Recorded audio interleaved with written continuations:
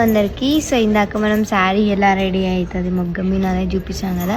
But ఆ శారీ వచ్చిన తర్వాతకి దాని బూటా కటింగ్ కానీ శారీ కటింగ్ కానీ ఎలా ఉంటుంది అంటే ఇలా వర్కర్స్తో మొత్తం కూడా మన ఫ్యాక్టరీగా మనం మ్యానుఫ్యాక్చరింగ్ ఫ్యాక్టరీలో చూపిస్తారనమాట ఇదంతా కూడా. సో ఇదంతా కూడా మన ఓన్ ఫ్యాక్టరీ అనమాట.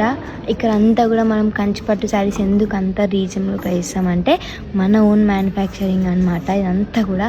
సో అందుకే మీకు అంత రీజనబుల్గా దొరుకుతున్నాయి. ప్రతిదీ క్వాలిటీ కూడా చాలా బాగుంటుంది అనమాట. సో ఒక్కసారి ప్రిపేర్ కావడానికి దాని వెనకాల ఎంతమంది కష్టాలు ఉంటాయి అన్నమాట.